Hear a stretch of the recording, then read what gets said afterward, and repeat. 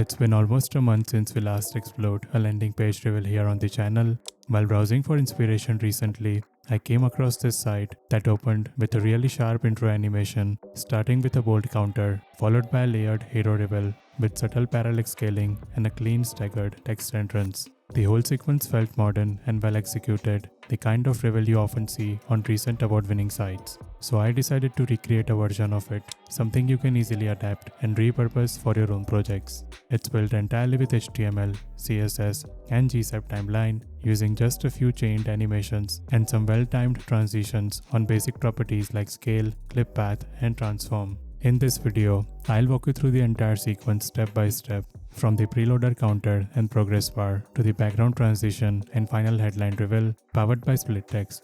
If you find these kinds of rebuilds helpful, make sure you leave a like on the video and subscribe to the channel if you haven't already. And if you'd like to access the source code for this project, along with hundreds of other similar micro projects and a brand new website template every month, you can check out the Pro membership via the link in the description.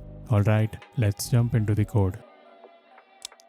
First of all, I'll start by creating the counter element that sits on top of everything during the preloader phase. I'll create a div with the class preloader counter, and inside it, I'll place a heading tag. This heading will display the animated number that counts up from 0 to 100 while the page loads. Next, I'll add the navigation bar. Let's wrap everything inside a nav tag. Inside that, I'll add a div for the nav logo and another div for the nav links. For now, I'll just paste some placeholder links into both groups. These don't play a direct role in the main animation, so you can easily replace them with the actual links for your own site. Then, I'll move on to the main section of the landing page. I'll call it Hero. Inside this Hero section, the first thing I'll add is a background container. I'll create a div with the class Hero background and place an image inside it. This image will act as the main visual backdrop and will animate both the container and the image later using clip path and scale. Below that, I'll add a header wrapper. This will hold a large heading element. It will be the main title that sits near the bottom of the screen and animates in during the reveal. Next, I'll add a footer section inside the hero. This is where I'll place 3 short text lines, each wrapped in a paragraph tag. These serve as small value keywords and they'll animate in with a nice staggered effect after the main heading. Finally, I'll create a progress bar element. This will sit near the bottom of the hero section and act as a visual extension of the loading sequence. I'll wrap it in a div with the class progress bar and then nest another div inside called progress. This inner element is what will animate later to scale in from left to right. That's it for the HTML structure. Everything we need is now in place. Next, we'll move on to the CSS and start styling each of these elements. First of all, I'll bring in the main font for the site. I'm importing DMSense from Google Fonts, which we'll use across most of the layout for UI text. Next, I'll define a few custom color variables using the root selector. These include a light color, a mid-gray, and a dark base color. We'll use this throughout the layout to keep everything consistent and easy to manage. Then, I'll reset some basic defaults. I'll remove all the default margins and paddings from every element and set box sizing to border box. This just gives us a clean starting point and makes it easier to control spacing later on. Now I'll style the body. I'll set the background to dark and text color to white. This creates that high contrast black and white theme we are going in for this layout. Next, I style all the images globally. They are set to always fill their containers and scale proportionally so they cover the available space without stretching or distortion. Then, I'll define the default style for all the heading tags. The main heading will use a display font. I'll also make sure the line height is tight so the text feels bold and compact. After that, I'll style all the anchor tags and paragraphs together. They'll use the main font we imported and I'll give them a clean, modern look, uppercase, no underlines, and consistent letter spacing. This makes sure all of our links and footer text feel unified across the layout. Now let's style the preloader counter. This element is fixed on the left side of the screen and sits vertically centered. I'm starting it off scale down and anchored from the bottom left. That way, when it animates in, it feels like it's growing from the corner outward. I've also enabled will change on the transform so it's optimized for animation. Then, I'll style the counter number inside it. It's designed to be oversized and responsive, scaling fluidly based on the screen size. Now I'll style the navbar. It's positioned at the top of the screen, stretched across the full width. I'll use Flexbox to space the logo and the links apart and align them to the top. It sits above most other elements, so I'll set its stacking order slightly higher. Next, I'll style the group of navigation links. These are spaced out horizontally with a clean gap between them, keeping the layout tight and breathable. After that, I'll move on to the hero section. This is the main landing view. It takes up the full screen and hides any overflowing content. Inside the hero, the first thing I'll style is the hero background. That's the background image container. It's positioned absolutely and stretched to fill the entire section. But to start with, I'll collapse it using a clip path, basically setting all 4 points of the polygon to the center. This makes the image container completely hidden initially and will animate it open using GSAP later on. Now, I'll style the image inside that background container. It's absolutely centered and starts with a zoomed in scale. This creates that subtle parallax effect, so when we animate the image later, it slowly scales down and gives the reveal a cinematic feel. Next, I'll style the header that holds the main title. It's positioned near the bottom of the screen and padded on the sides. This is where our large heading sits, and we'll animate the individual characters inside this later on using SplitText. Then, I'll style the heading itself. It's big, bold, and responsive, scaling smoothly based on the screen size. Now I'll style the footer section inside the hero. It's pinned to the bottom of the hero and spaced out horizontally using flexbox. These will animate in with a nice upward stagger during the reveal.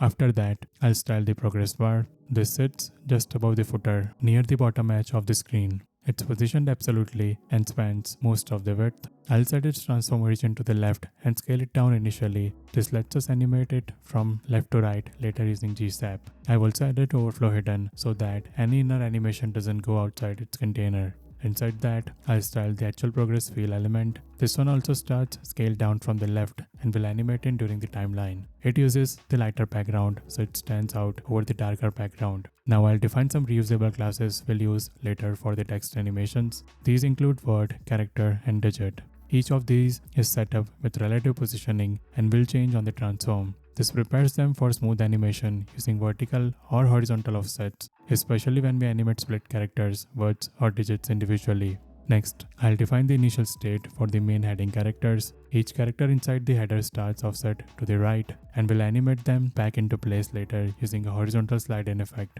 Then I'll do the same for the nav links and the footer text. Each word starts pushed downward. Again, we'll animate them upward into view later with a staggered motion. Finally, I'll add some responsive adjustments for smaller screens. When the screen gets narrower, I'll stack the nav links vertically and align them to the right side. I'll also reposition the header, placing it in the vertical center instead of the bottom, and reduce the font size a bit so it fits nicely. This keeps everything balanced and readable across all device sizes. That's all for the CSS, so now we'll move into the JavaScript. First of all, I'll import GSAP. This is the core animation library we'll use to build the entire animation timeline and control all of the motion. Next, I'll import the SplitText plugin. We'll use this to break the text into smaller pieces like characters or words, so we can animate each piece individually instead of moving the entire element as one block. Then, I'll import custom ease from GSAP as well. This lets us create our own easing curve, which is basically the feel of the motion, whether it's snappy, bouncy, smooth, or more stylized. After that, I'll wait for the page to fully load by listening for DOM content loaded event. This is important because we are about to query elements from the page and split text into characters and words, and we should only do that once the HTML is actually available in the DOM. Now inside this callback, I'll register both plugins with GSAP. This step tells GSAP that we want to use SplitText and custom ease in this project, so they are available when we build our timeline. Next, I'll create a custom ease called hop. The idea here is to define one signature easing curve that we can reuse across multiple animations, so the entire animation sequence feels consistent and has its own style. Then I'll create a small helper function called SplitText. This function takes 3 inputs: a selector, the type of split we want, like characters or words, and the class name we want applied to each split instance. The reason I'm wrapping this in a helper is so we can reuse the same setup multiple times without repeating the SplitText configuration. Inside that helper, I'll call SplitText plugin. I'll pass in the selector, tell it what type of split we want, and dynamically assign the class name for those pieces. And I'll also enable masking based on the split type, which makes it easier to animate text in and out cleanly with a mask effect. Next, I'll actually use this helper to split a few key text areas. First, I'll split the main header heading into individual characters. This gives us a character wrapper around every letter, so we can animate the heading into a detailed letter by letter way. Then I'll split the navigation links into words. This gives us a word wrapper for each word, letting us reveal the nav in a clean stagger instead of animating the entire nav as one block. Next, in the same way, I'll split the footer paragraph into words as well. After that, I'll grab the elements we need for the preloader counter. First, I'll select the heading inside the counter. This is the element where the number will be displayed. Then I'll select the counter container itself. We'll use this reference later to animate the counter and eventually remove it once the intro sequence completes. Finally, I'll create a simple counter object with a numeric value starting at 0. This object is important because GSAP can animate object properties smoothly over time, and will use that animated value to update the number text on the screen as the preloader runs. Now that everything is set up, I'll go ahead and create the main GSAP timeline. First, I'll define a timeline instance and store it in a variable called timeline. This is where we'll chain all of our animations so they play in a coordinated sequence. The first animation I'll add is for the counter. I'll animate the value property inside our counter object, going from 0 to 100 over 3 seconds using a soft power 3 easing. As this value updates, I'll use the onUpdate callback to reflect the number in the actual DOM. That just means as the value changes, we'll update the text content of the counter heading in real time. Once the counter hits 100, it will trigger the onComplete callback. Here, I am using SplitText again, but this time I am splitting the counter's final value into individual digits. This gives each number its own element so we can animate them separately. Then I'll animate those digits by sliding them off screen to the left. Each one moves horizontally using a soft easing with a slight stagger for rhythm. There is also a 1 second delay before the animation begins, just to give the number a moment to rest before exiting. And once all digits are gone, I'll completely remove the entire counter element from the DOM.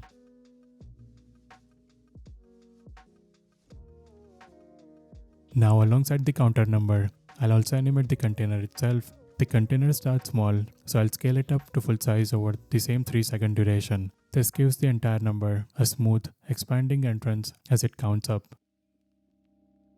I'll also animate the progress bar in sync with this. We start the progress bar scale down horizontally and then scale it up from left to right. This creates a subtle visual extension of the loading process. All three of these, the counter value, the container scale, and the progress bar, are synced using the same start time. Next, I'll animate the background reveal inside the hero section. At the 4.5 second mark, I'll animate the clip path on the hero background container. We start with the clip path fully collapsed, and now we expand it into a centered square, just large enough to give a preview of the image underneath. This creates a nice punchy entrance that sets up the full reveal. At the exact time, I'll also scale down the background image inside the container. Remember, the image starts zoomed in, so we are scaling it down slightly during this step. This adds a subtle parallax feel, almost like the camera is zooming out as the background is revealed. At 6 seconds, I'll complete the background reveal by expanding the clip path to cover the full viewport. This final transition opens up the full hero section and sets the stage for the text content.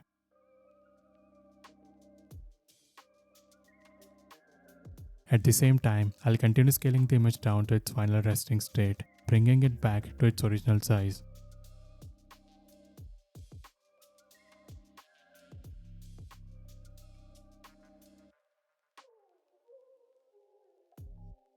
And while all that's happening, I'll also animate the inner progress bar, the progress element. This scales in from left to right, completing the entire loading and transition sequence.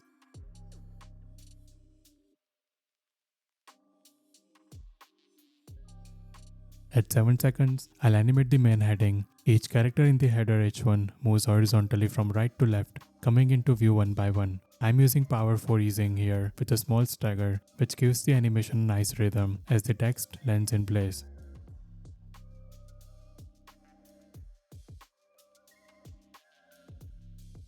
Half a second later, I'll bring in the navigation links. Each word in the nav slides upward into view with the same easing and staggered motion. This keeps everything feeling clean and consistent.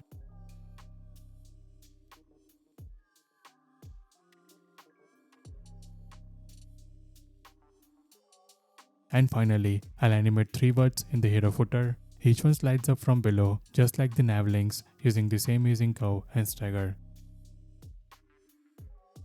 The result is a smooth, polished landing page reveal where everything enters in a sequence. And that's the full animation from the initial preloader and counter to the layered hero reveal and final text transitions.